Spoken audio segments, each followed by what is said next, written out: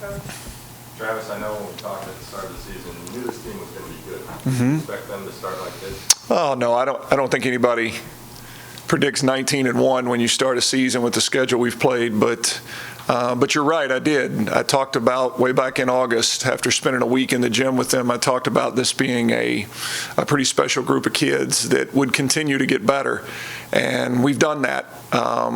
But, you know, to sit here with the best start in program history with such a young group, I think that's the most impressive part of this is we're so incredibly young. And, you know, it's hard. I say all the time, I think it's harder to win over the grind of a regular season than it is to win in tournament time. In tournament time, you get hot for a couple days, but this time of year, it's week in, week out with illness and travel and boyfriends and tests and everything else that go on. And I think it's a real testament to the character of our kids. And it's not just the record, it's how you got to that record. Most sweeps in the nation. What has impressed you most about this group? Well, just that consistency because of our youth. You know, the consistency to show up every day. I mean, if you look around college athletics, certainly look around college volleyball, I mean, there's upsets every week. That's what makes this exciting stuff is, you know, who can upset who, because everybody has players. And, you know, for our kids to show up, you know, with a little bit of a target on our back as we move forward with what we've done and to show up and stand up to it night in, night out is what I think the challenge is. It's not just being a good team, it's being a good team and a good version of yourself every single day. You've always scheduled a ton of games during tournaments and stuff, and that's reflective, like in polls where teams, you know, playing maybe 13 games, you guys have played 7 more. How much do you think that benefits just the growth of this team? Well, I think it's important to get out and play a ton early on. You know, a lot of coaches are worried about their kids being tired and all those things, but come on, I mean, I was 19.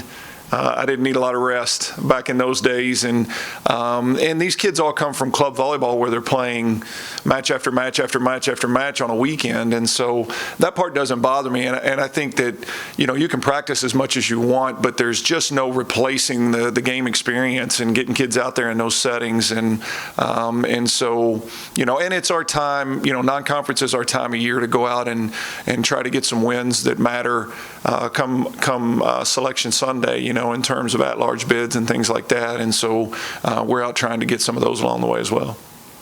With Paige, I'm sure you knew you were getting a good player, but did you expect her to really come in and have the type of impact she's had so far this season? Well, I did.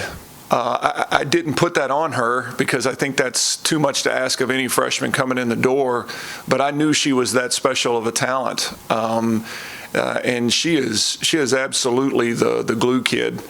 She does so many things well for us. She's one of our elite defenders, as well as one of our elite offensive players, and it's a lot to shoulder for a young kid, but this is the stuff she lives for. She loves it. She can't get enough.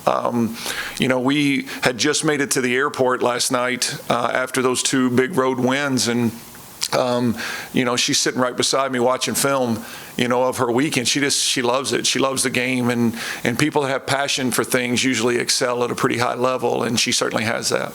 Last year you dealt with all those injuries and kind of putting players in different positions. This year you've had, knock on wood, healthy team, but also a good amount of depth. How much has that helped you, you know, kind of move some players around and try out some different things that maybe couldn't have done last year? Yeah, it really has made a huge difference. You know, last year, you know, I think adversity can propel you if you use it. You know, none of us are in a situation where we can avoid adversity.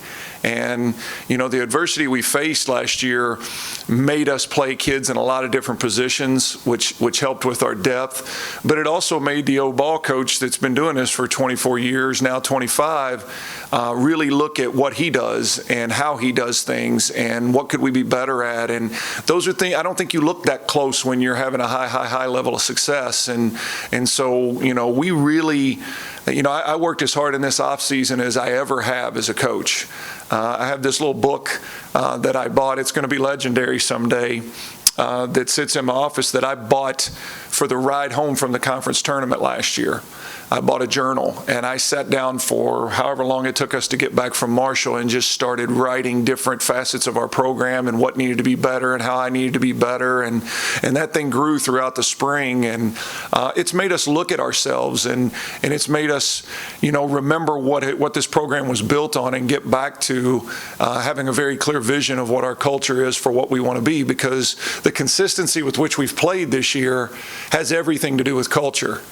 It has everything to do with what you do on a day after day basis, and that's really kind of been solidified, which has allowed us to play at a consistent level.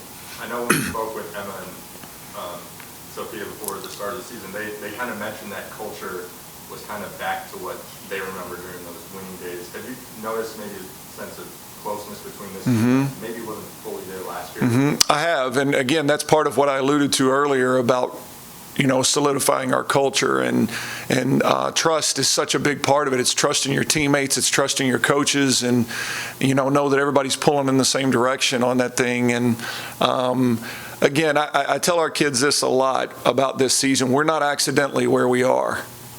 Okay, we're there because we've been very intentional since January about what we wanted this to look like. And did we think that would turn into 19-1? No, nobody.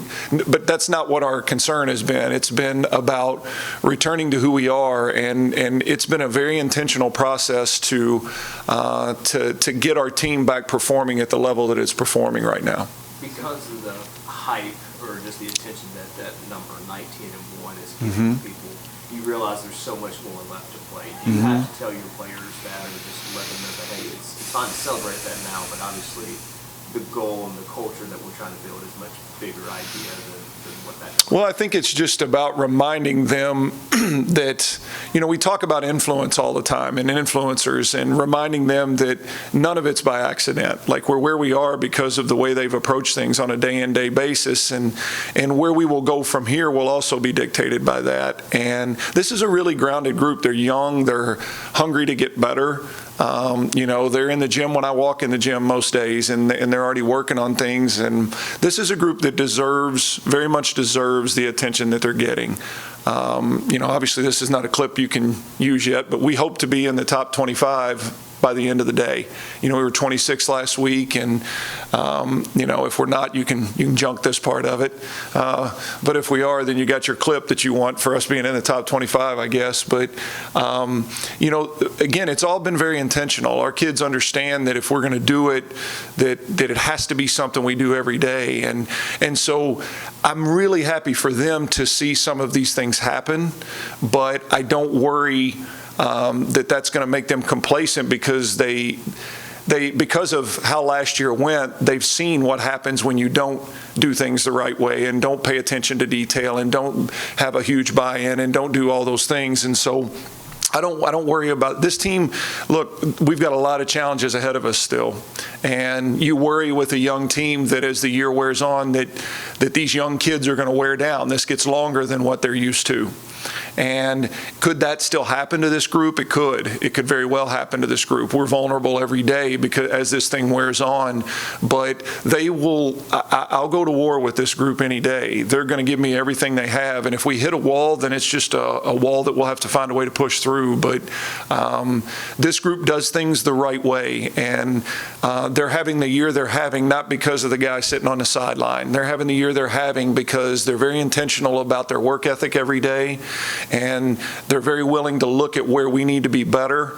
And that's the challenge. Like, sometimes when you win at the level that we're winning right now, it makes you not look as close at yourself, as you need to. But that's where I come in on this thing. I think they think I've been a little bit nutty the last couple weeks, but it's because I know what winning can do to you.